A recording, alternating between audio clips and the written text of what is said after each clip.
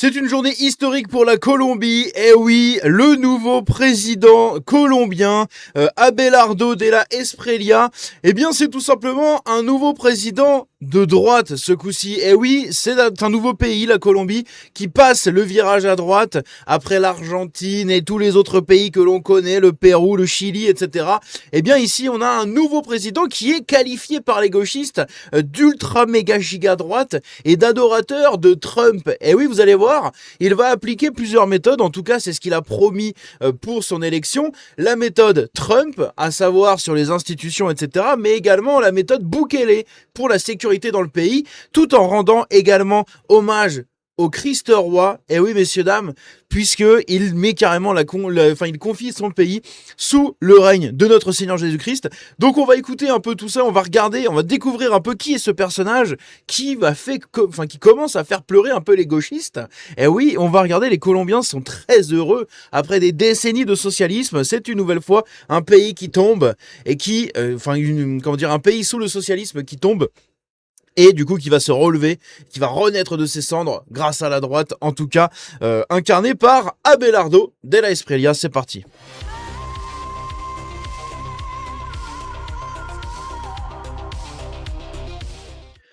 Donc, Abelardo de la Espriella, si je prépare évidemment ma page, c'est peut-être un petit peu mieux. C'est ce petit personnage que vous voyez juste ici. Je vais vous montrer d'autres photos, vous l'avez sûrement vu sur les réseaux sociaux, je crois que je l'ai mis en miniature. C'est tout simplement la photo avec sa tête et son chapeau de cow-boy. Ça a fait le tour des réseaux pendant plusieurs jours, etc. Voilà, vous le voyez ici avec son chapeau de cow-boy comme ça. Eh bien, ce mec-là est qualifié par les gauchistes comme l'ultra méga giga droite, d'accord. Je prends pour exemple l'article du Parisien, non, l'article du Monde, le Monde qui nous titre Colombie, Abelardo de la Espriella, candidat de l'ultra-droite soutenu par Donald Trump, a été élu président. Eh oui, hein, donc c'est un candidat de l'ultra-droite. C'est, comme je l'ai dit une nouvelle fois, le socialisme qui s'effondre dans un pays latino qui s'appelle la Colombie. Eh oui, où les gens n'en peuvent plus de l'insécurité, n'en peuvent plus du socialisme, n'en peuvent plus de l'impunité de tous les narcotrafiquants. Donc, eh bien, il a été élu sur ces promesses-là, notamment sur déjà de remettre un peu son pays sur le champ international et pas que pour le trafic de stupes, de remettre également à l'honneur l'histoire de son pays, etc., les symboles et compagnie, de remettre à l'honneur une économie libérale et non plus une économie socialiste ou communiste, et surtout de remettre à l'honneur la sécurité dans le pays. Eh oui, face aux narcotrafiquants et à l'insécurité dont qu'ils font vivre en fait aux gens au quotidien. Donc, qui est-il ? On a un article de CNews un petit peu détaillé juste ici, qui est intéressant. Après sa victoire d'une courte tête lors des élections présidentielles en Colombie, Abelardo de la Espriella intrigue.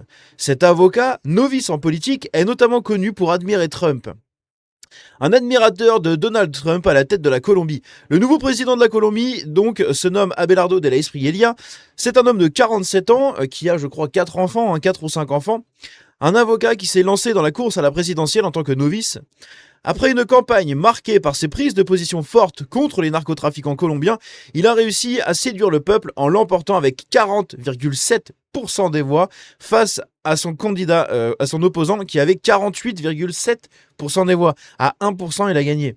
Donc son opposant, c'est Ivan Cepeda, un philosophe et un défenseur des droits humains. Bon, une brêle, hein. Comme on les appelle communément. Avant de se lancer en politique, Abelardo était l'un des avocats pénalistes les plus médiatiques de Colombie. Tout au long de la campagne, celui qui est nommé El Tigre par ses partisans a connu une ascension fulgurante avec un discours virulent contre les guérillas et le président en place Gustavo Petro que la Constitution empêchait de briguer un second mandat. Abelardo de la Espriella incarne une ligne dure face au crime organisé dans un pays qui est le premier producteur de la poudre de Macron, comme on l'appelle dans le monde européen, dans les soirées mondaines. Hein, il te reste un peu de poudros de Macronesse, hein, la poudra de Macron. Aïe aïe aïe. Donc, partisan d'une opposition frontale au groupe armé lié au narcotrafic, il a juré de poursuivre sans relâche les bandits dans le cadre de la Constitution et des lois de la République. Ça, c'est ce qui est dit, je pense, mais à mon avis, hein, ça va faire comme au Mexique, pour lutter, bah tu vas devoir lutter, hein, comme au Brésil et tout aussi. Hein. Et de gouverner donc pour tous les Colombiens. Il est soutenu par les États-Unis. Eh oui, Depuis le début de sa campagne, il possède un soutien de poids, les États-Unis. D'ailleurs, je profite d'en parler qu'une nouvelle fois. C'est un nouveau pays qui bénéficiait beaucoup des aides de l'USAID, donc l'USAID. L'USAID, c'est un peu comme l'aide au développement qu'on a en France. Hein, c'est de l'argent que donne un pays développé pour le reste du monde. Eh bien, les États-Unis faisaient énormément de lobbying pour la gauche socialiste, démocrate, tout ce que tu veux, grâce tout simplement à ces dons-là. Hein. Les dons qui, comme George Soros, eh bien finançaient des associations de gauche, finançaient plein de trucs comme ça, d'accord, et surtout financer un peu et donner un peu de pouvoir et de capacité à tous les partis de gauche, d'accord, et à tous les militants de gauche, etc. Donc, dans l'objectif de faire monter et de maintenir la gauche au pouvoir.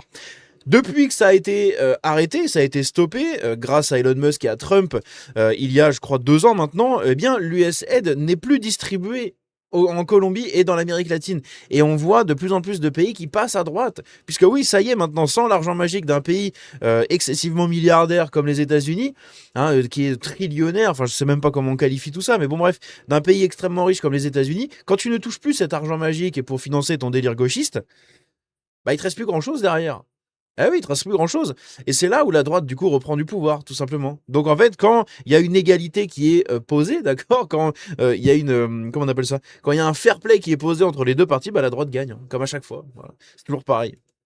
Bref, quand il n'y a pas de triche, de menaces, de trucs comme ça, de magouilles, bah c'est la droite qui gagne. Hein, et la droite, au-delà de ça, eh bien, c'est tout simplement les partis conservateurs. Ce sont les partis du réel qui gagnent. D'accord? C'est le côté du réel. C'est la vérité qui gagne sur le mensonge. Eh oui. C'est peut-être pour ça d'ailleurs qu'il a confié son pays tout simplement à notre Seigneur Jésus-Christ. Depuis le début de sa campagne, donc, il possède un soutien de poids, les États-Unis. En effet, le nouveau président colombien est aligné sur la ligne politique de Donald Trump, mettant en avant une future collaboration pour venir à bout du narcotrafic. Le secrétaire d'État américain Marco Rubio a vanté sur X une future collaboration en matière de sécurité et pour mettre fin du coup à l'immigration clandestine vers les États-Unis. Eh oui, hein, c'est l'Amérique latine pour les États-Unis, c'est l'équivalent du Maghreb. Hein. Sauf que nous, on a la chance, quoique au final, on voit que ça sert pas à grand-chose, mais on a quand même la chance d'avoir une mer entre les deux. Les États-Unis, ils n'ont rien, ils ont de la terre. Hein. Donc n'importe qui peut courir, marcher, voler, ramper, creuser pour tout simplement arriver chez toi. Donc c'est un peu un enfer. Là où pour traverser la mer, bon bah tu passes par des petits bateaux quoi. Donc déjà, ça réduit un peu. Mais voilà, l'Amérique latine pour les États-Unis, c'est vraiment comme si on avait le Maghreb à la frontière espagnole, quoi. Enfin, on l'a quasiment, mais c'est vraiment ça, quoi. Donc le président américain, de son côté, a publié sur son réseau Trousse social une photo du nouveau président colombien accompagnée du message « Il a gagné et largement ». Bon, il a gagné à 1%, mais en tout cas, la ferveur qu'il y a depuis sa victoire, elle est assez énorme. On va voir des vidéos après. Admirateur du président salvatorien Nayib Bukele et de l'argentin Javier Milei, l'homme d'affaires promet de faire construire des méga-prisons où les détenus seraient nourris de pain et d'eau, de bombarder les camps de narcotrafiquants avec le soutien des États-Unis. Et ça va faire plaisir. Eh oui, vous l'avez vu. Et de réduire de 40% l'appareil d'État. Une autre particularité d'Abelardo Della Espriella a crevé les yeux depuis le lancement de sa campagne présidentielle, son rapport à l'argent. Oh, tiens donc.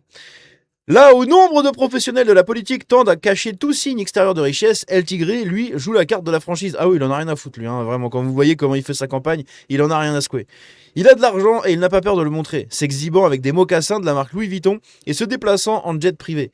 Sa réussite financière fait partie de son personnage politique. Bah, personnellement, je préfère avoir un mec comme Donald Trump ou comme lui qui ont réussi dans la vie, d'accord, qui en plus, donc ce sont des avocats, hein, ce ne sont pas des fonctionnaires. Genre en face, t'as pas un millionnaire comme Mélenchon qui a été millionnaire grâce à l'argent public pendant plus de 50 ans de sa carrière. D'accord? Non, ça c'est nul à chier. Le mec n'a jamais rien produit, il a juste coûté tout le temps, toute sa carrière, il n'a que coûté à l'État. Là où tu as des gens comme lui, comme Trump et tout, qui créent de l'emploi, qui créent de la valeur, qui créent de la richesse, qui investissent leur argent, bref, ils payent des impôts, ils font tout ce qu'il faut, et au final, c'est beaucoup plus utile. Donc je préfère avoir un mec comme Bolloré, par exemple, à la tête du pays, parce que c'est un milliardaire, parce qu'il a fait fortune, il sait gérer une entreprise, il sait gérer des fonds privés, d'accord, il sait gérer des portefeuilles, il sait gérer plein de choses, il a la ferveur de l'entrepreneuriat en lui. Je préfère largement des gens comme ça à la tête d'un putain de pays que un Mélenchon. Voilà, tu me mets un Mélenchon ou un Bolloré, tu les mets avec 1 million d'euros, c'est Bolloré qui va te faire des trucs derrière. C'est pas Mélenchon. D'accord. Mélenchon, tu lui donnes 1 million d'euros, en un an, il n'y a plus rien. Parce qu'il a donné des vélos gratos à toute la racaille. Voilà. C'est tout. Bolloré, tu lui as donné 1 million d'euros, il a créé 6 millions d'euros. Et puis tu lui redonnes 6 millions d'euros, il va t'en créer 150. Et puis, etc. Voilà. Mélenchon, tu lui donnes 1 million d'euros, l'année d'après, tu lui redonnes 1 million d'euros, il les a encore reperdus. Allez, tu lui dis, bon, on va te donner 6 millions. Ben, il en a perdu 10. Voilà, il est en déficit. Voilà comment ça se passe, le socialisme. Donc c'est de la merde. Donc je préfère largement avoir un homme d'affaires milliardaire, multimilliardaire, Elon Musk, qui dirige la France, plutôt que d'avoir un socialiste à la con comme Jean-Luc Mélenchon ou comme tous les autres en fait. C'est vraiment... Bref, et je pense que là-dessus, on est tous à peu près d'accord. C'est pour ça que d'ailleurs, Jordan Bardella, ça fait chier beaucoup de gens parce qu'il a jamais bossé. Moi aussi, ça me fait chier qu'il ait jamais bossé. Après, les diplômes, je m'en branle. C'est pas les diplômes qui font un homme. Mais oui, le travail, il aurait pu bosser un petit peu. Après, en soi, le mec a quitté la fac pour aller bosser en politique, etc. C'est quand même un taf chiant, hein, la politique. Moi, j'aimerais pas en faire, clairement. Donc, en soi, bon, ça peut s'entendre. Alors oui, c'est pas un esclave à l'usine ou un mec qui s'est détruit la santé en portant des sacs de farine comme moi, mais quand même, c'est quand même un taf, mine de rien. C'est pas un glandeur qui suce l'argent public pour rien derrière, d'accord. C'est quand même quelqu'un qui prend tarif aussi dans la gueule, quand on prend plein la tronche des coups, et puis à l'époque où il s'était engagé, c'était encore très très mal vu, hein. Donc c'est quand même un peu mieux. Bref, même si évidemment ça n'a rien à voir avec un entrepreneur ou quelque chose comme ça, hein. On est d'accord. Il prendra, et je préfère même limite un Pierre-Édouard Sterrin. Moi, j'aimerais bien un Pierre-Édouard Sterrin, hein. Un catholique, milliardaire, chef d'entreprise, etc. Et c'est nickel, hein. C'est nickel. Et quelqu'un qui aime les Blancs et la France. Mais c'est nickel. Et qui est vraiment autochtone blanc. Moi, c'est nickel. Moi, je veux bien un Pierre-Édouard Sterrin à la tête de la France, hein, qui dirige la France, hein. Donc il prendra ses nouvelles fonctions le 7 août, donc dans un peu plus d'un mois et demi. D'ici là, son adversaire, enfin dans un peu plus d'un mois, d'ici là, son adversaire, Ivan Cepeda, a assuré qu'il n'accepterait pas la défaite avant le dépouillement final, lequel devrait prendre encore plusieurs jours. Il sous-entend contester les résultats de 33 000 bureaux de vote. Évidemment, la gauche, il y a des magouilles. Il y a des magouilles, il y a des magouilles. Quand ils gagnent, si toi tu te plains qu'il y a des magouilles, ils vont t'en mettre plein la gueule. Et quand eux gagnent, ben ils vont chialer aussi qu'il y a des magouilles. Donc c'est toujours l'hypocrisie comme d'habitude. À noter que on va voir donc les vidéos je sais pas pourquoi je l'ai pas préparé ça, mais les vidéos de sa victoire qui a été accueillie, hein, comme il se doit, tout simplement en Colombie. Les gens sont très très contents de cette victoire historique, tout simplement. Donc il a un compte X, hein. Vous pouvez aller le suivre si jamais vous voulez. Il a un compte X, Abelardo de la Esperieria. Oh ouais, j'espère que je l'ai bien dit. Donc ici, regardez ça. C'est sa petite famille. Sa petite famille juste ici, ça doit être sa femme juste là. Et du coup, bah, c'est 5 enfants. Voilà, 3 garçons et 2 filles. Ou alors c'est un garçon avec des cheveux longs, je sais pas. Je pense que c'est 3 garçons ici et 2 filles. Donc voilà un peu sa petite famille. Il y a un mec comme ça qui vient de gagner et qui vient de devenir président d'un pays. Putain, mais ça vend du rêve. Moi, je veux ça en France, d'accord. Je veux ça. J'en ai marre des chiffres molles comme François Hollande. J'en ai marre des chiffres molles comme Emmanuel Macron, qui se fait boxer par sa femme, d'accord, et qui se fait pointer depuis son adolescence. Enfin, c'est hors de question, en fait. J'ai pas envie d'avoir des gens comme ça à la tête de mon État. Je veux des gens avec une famille, d'accord, avec une famille, avec des, comment dire, une femme, des enfants qui ont travaillé dans la vie, qui ont fait des trucs. Putain, ça devrait être la base en fait pour devenir président, hein. Bref. En plus, il a un petit air, hein, de Nayib Bukele. C'est assez rigolo. Enfin, physiquement, il ressemble un peu. Bon, Nayib Bukele, même s'il est descendant de Palestiniens, mais bref. Donc, ici, la victoire, du coup, les vidéos de sa victoire dans son QG de campagne, juste là. Pareil, dans les rues, c'est de la ferveur, hein, comme pas possible, hein. Les gens sont extrêmement contents qu'il ait gagné, sauf les gauchistes, comme d'habitude, mais ils sont extrêmement contents.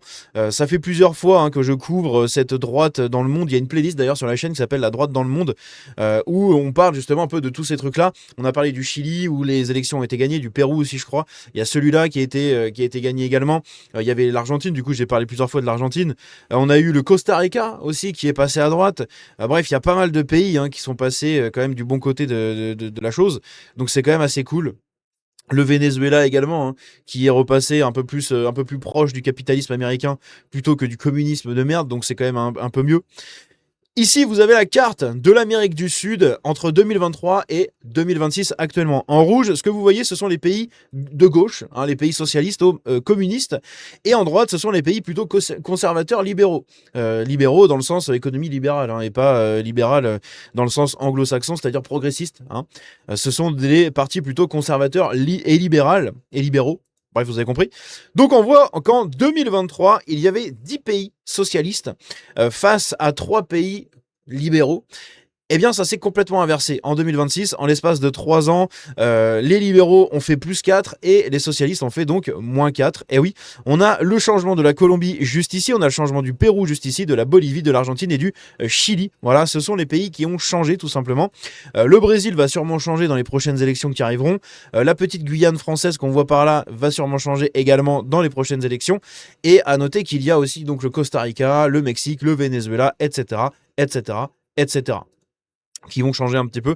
La carte ici n'est pas mise à jour, hein, mais même si c'est toujours à peu près socialisto, etc., c'est quand même beaucoup plus proche du capitalisme américain que ça ne l'était. Donc c'est quand même assez cool pour le Venezuela. Donc, quand il a tout simplement fait son premier discours, je vais vous mettre ici les sous-titres, vous pourrez regarder, et vous verrez, hein, il place son pays sous la confiance du Christ roi, ça c'est quand même assez fou. Enfin, sous la protection du Christ roi. Que Dios bendiga a nuestras Fuerzas Armadas. Que Dios bendiga a nuestras familias. Que Dios bendiga a cada rincón de nuestra patria. Que Dios bendiga para siempre a la República de Colombia. Que viva Colombia libre. Que viva la democracia. Que viva nuestra patria milagro. Que viva Cristo Rey. Que viva Cristo Rey. El tigre, hoy más que nunca, está y estoy con ustedes y con el pueblo firme por la patria. Termina a esa hora.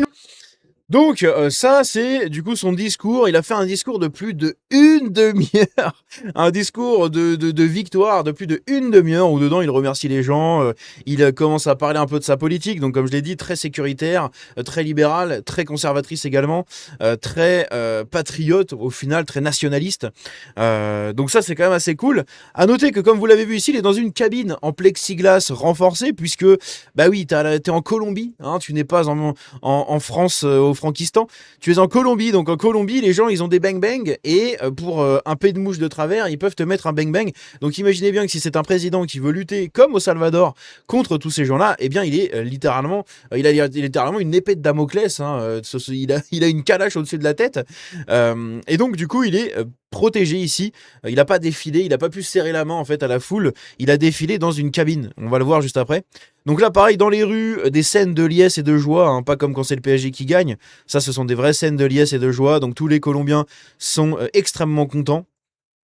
Ici pareil, et je vais pas montrer d'autres vidéos, je les ai pas sauvegardées, mince. Mais en gros on voit ici qu'il est sur un espèce de camion, sur un peu un pick-up, et du coup il roule en fait à travers la foule dans un bloc en plexiglas que vous voyez juste ici, hein, le bloc ici, justement bah, pour ne pas se faire tirer dessus, quoi, parce que ça peut tellement arriver n'importe quand dans ces pays, que surtout quand tu es comme lui, très menacé. Bref, voilà ce qu'il fallait savoir sur la nouvelle élection d'Abelardo de la Espriella. Le nouveau président colombien d'ultra méga giga droite, comme nous le rappelle ici très bien le Parisien, hein, encore une fois, voilà. Abelardo de la Espriella, candidat de l'ultra droite soutenu par Donald Trump, a été élu président. Eh oui. Bref, n'hésitez pas à me dire ce que vous en pensez dans les commentaires de la victoire de ce cher monsieur. Moi, je trouve que c'est encore une très bonne nouvelle. Bon, ce petit truc-là, ça l'est peut-être un peu moins, hein, n'est-ce pas? Juste ici, ça l'est peut-être un peu moins, à voir comment ça sera fait encore une fois. Mais au moins, les gens ne mourront pas sous le communisme et pourront peut-être s'en sortir, notamment sur la situation sécuritaire dans le pays, tout comme au Salvador. Voilà, retrouver tout simplement une vie de famille normale, sans te dire qu'à tout moment, ton gosse finit dépouillé par un gang ou un truc. Bref, dites-moi ce que vous en pensez dans les commentaires, on se dit à bientôt, prenez soin de vous, que Dieu vous bénisse, ciao.